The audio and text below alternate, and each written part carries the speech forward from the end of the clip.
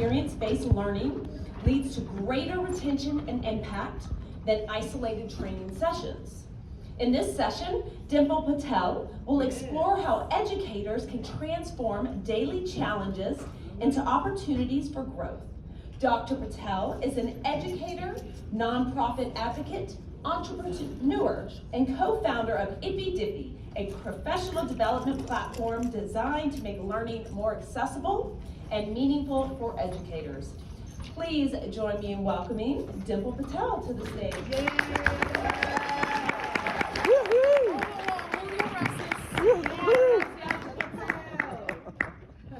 Okay, I hope this is a good spot for water bottle. I really needed it. But maybe I'll get an assistant next year. Okay, so good morning, and I know a lot of people of you are on phones, so can I have your undivided attention just for a few minutes? I promise. I'm not going to take so much of your time. It's just going to be 10 minutes because that's all I need to dazzle. So let's get started. Good morning. It's an honor to be up here, and I will be honest, a little intimidating also because this is a room that is filled with educators and innovators. You guys are the people who shape lives, change futures, and somehow survive the chaos of glitter in classroom. Speaking of chaos, let me ask you something. How many of you have ever sat through a professional development training session and thought, oh man, if I don't start grading those student papers, I'm so gonna lose it? No judgment, we have all been there. But here's the thing, what if learning didn't have to feel that way? What if the podcast that you listen to on your drive to school, what if the article that you skimmed through over lunch break, or that TEDx video that you watched on Classroom Hacks counted as professional development? That's the idea behind Ippy Dippy. It's not just a platform. It's a mindset that says learning matters. It happens everywhere and it matters. Now, let's talk about how we actually learn. How many of you have figured out a genius way to manage classroom chaos? Not from a workshop, but say from sheer desperation. For example, I once learned that if you give glitter to students for an art project, you're gonna spend the next decade finding it in your shoes, in your car, and possibly in your hair. And that's a lesson I didn't need a certificate to remember. So, and yet, as teachers, we're always learning through experiments, small wins, and yes, epic failures. But here's the problem. Most of that learning goes unrecognized. It doesn't show up in our PD hours. It doesn't show up in our promotions or anywhere official. Ippy Dippy, my friends, changes that. It takes all these informal moments, the podcasts, the YouTube rabbit holes, the what if I tried this ideas, and turns them into something measurable. Because let's be real, your best ideas probably didn't come from a 3-hour seminar. They probably came from that light bulb moment in the middle of a chaotic day. And guess what? That learning matters. Now, speaking of learning in unexpected places, let me tell you about my 9-year-old son, Madhav. So one morning, he woke up with a very serious look on his face and he said, "Mom, I'm starting a business." So naturally, I assumed that this was a code for, hey, can we buy more Legos? So I asked, what kind of business? And his answer, maybe mowing the lawn or something cooler. And after a lot of brainstorming, some failed ideas, and a very messy kitchen, we came up with the business Safari Bites. It's a business that combines culture, histories, and healthy cooking classes for kids. It wasn't a smooth sailing. There were plenty of burned recipes, late night research sessions, and moments where we thought, hey, is this even a good idea? But here's what my son Madhav taught me. The best ideas don't come up fully formed. They grow when you're willing to experiment, fail, and try again. And that's what Ippy Dippy is about, celebrating the messy, the surprising, and completely unpolished process of learning. I'm just gonna take a sip of water. Next year I'll have an assistant. I just feel it's so dry in Las Vegas, so excuse my mini interferences. Now, let's pause for a moment and talk about what it really means to be a teacher today. Raise your hand if you've ever graded papers at midnight while eating leftover pizza from your kid's lunchbox, or if you've made lesson plans during soccer practice. Yeah, I've done that. So teachers don't just teach, they juggle.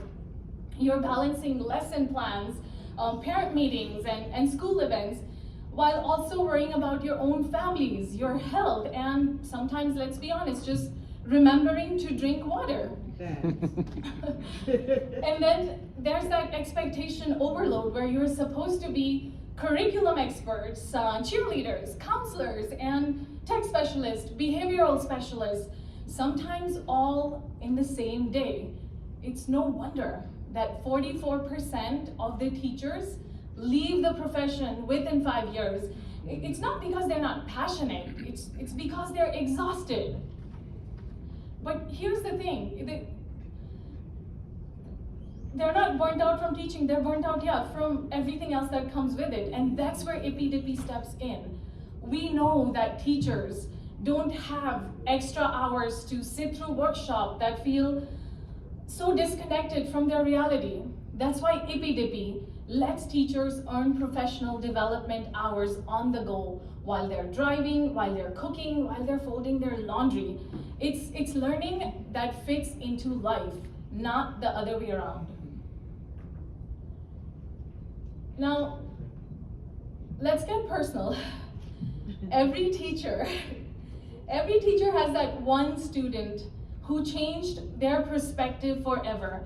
Maybe it was that shy student who wouldn't raise their hand, but after weeks of encouragement, they finally stood up and shared their ideas. Or maybe it was that struggling reader who avoided books until you found that one story that made their eyes light up and suddenly they couldn't put it down. Teachers don't just teach, they build confidence. And isn't that what professional development is supposed to support? Growth that leads to moments like these, the kind that stick with students for a lifetime. My friends, Ippy Dippy isn't just about teachers, it's about the students they inspire. Across industries, micro-learning, bite-sized lessons designed for busy people, it's becoming the new standard for growth.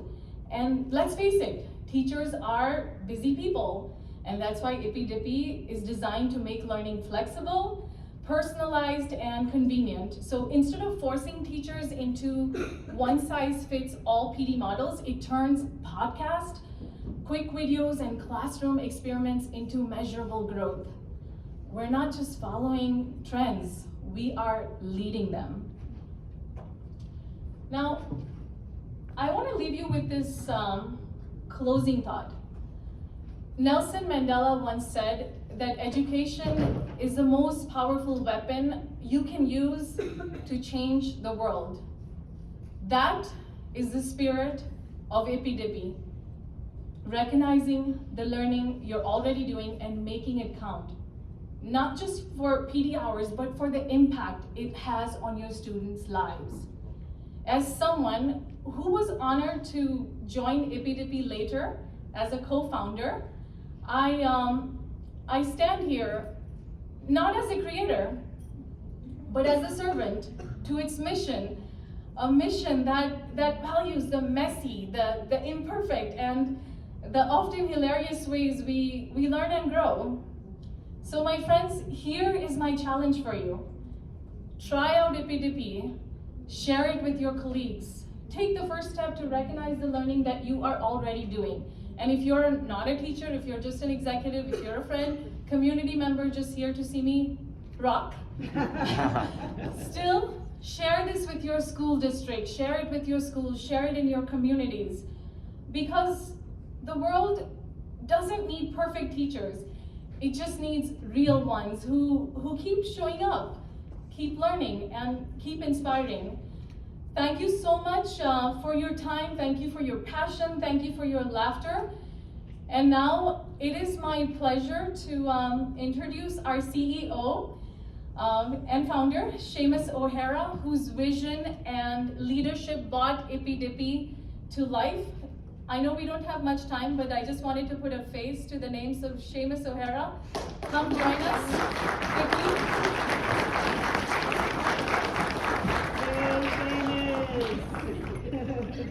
And just so you know, he's also my best friend. I have a feeling that I'm going to be that assistant next year. You know what? Why wait for next year? Let's just make it happen. But if you guys have any questions about how the platform works or how it can support your growth, this is the person you want to speak to. Thank you so much again, my friends. Let's keep learning, let's keep growing, and maybe even finding ways to make glitter slightly less terrifying. Thank you.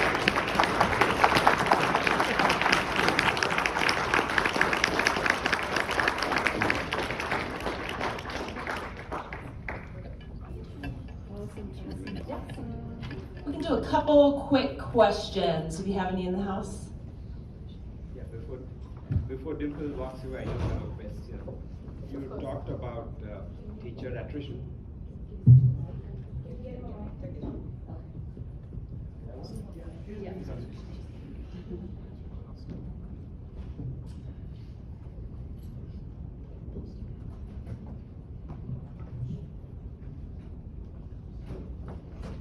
Thank you. Thank you. The question I have is this, that I am a very hyper person, never get depressed about anything, even in this terrible world we are in the midst of. But the one thing that scares everything out of me, and I'm being polite, is what is happening to our teachers. Teacher attrition is so high, and I hated to hear you say that common attrition is 5 years. My daughter was passionate about teaching. She wanted to be an elementary school teacher, went to Boston University, became a math teacher, and in about 5 years she left. And she swore she's going to get back to teaching. The only reason she left is because she went to do a master's in statistics. And as she did a master's in statistics, she did extra fast speed in Columbia University in 1 year, and also passed 2 of the actuarial exams, and the profession took her. She's an actuary, fellow of the Actuary Society, 11 years now, doing extremely well. So I believe the number one thing that makes teachers leave the profession is sheer simple financial pressures. She probably makes about 10 times what she made as a school teacher. How do you argue with that in this harsh environment? Not much you can do, but we should see what we can. Most importantly, which every parent can do, and I believe every teacher is responsible, is to teach the parents how to behave with teachers. Many of my daughter's friends who don't have the financial temptation to leave are still leaving the teaching profession 5, 10, 15 years because they can't deal with parents and they can't deal with administration. I don't know how many countries are represented here by our delegates, teachers, but in the United States, education was number one, particularly primary education. Unfortunately, we moved away from education with nonsense about telling little girls, oh, it's okay, sweetie, you can love another girl, it doesn't matter. Why in the world is our school, and this is the question, talking about things in classroom which has nothing to do with education? Thank you.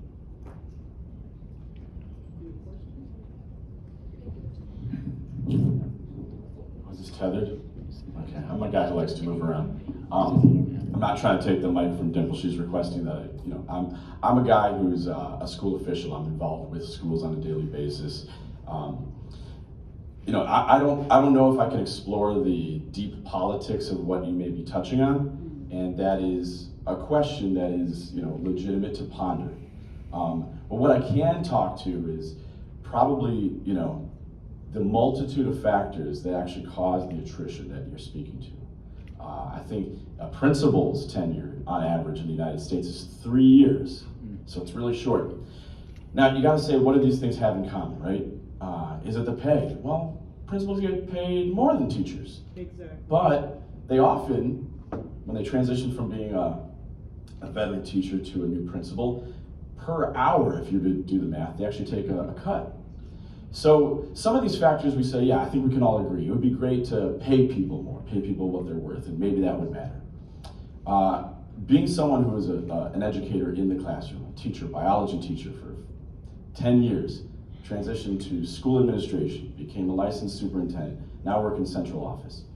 I can say, candidly, you're on stage. The show must go on. So this is the idea that if it's a snowy day, and they didn't call a snow day, people like me didn't call a snow day, you still have to be there at 8 o'clock because the kids are coming.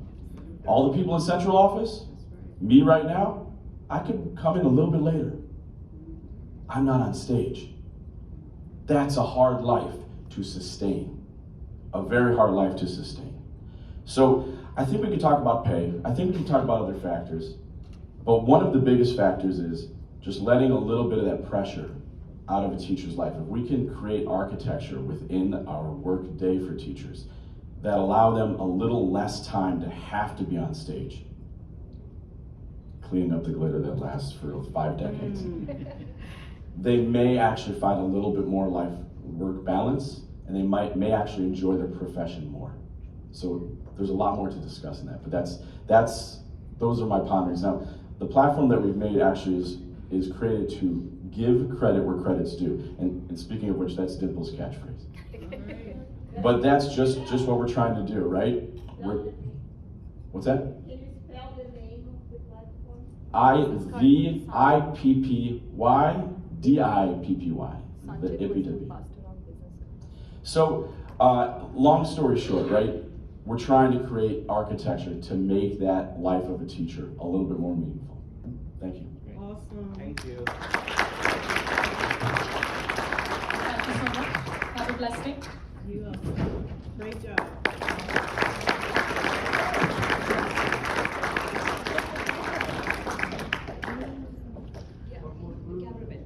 We extend our heartfelt thanks for this enriching and enlightening session. All right, now what if creativity isn't just an abstract talent, but a process that can be nurtured using principles found in nature? For our next keynote on evolutionary creativity, evolutionary principles for creative learning, Izuku Tachikawa, CEO of No Signer, will break down the science behind evolutionary creativity and how educators can promote environments that encourage innovation.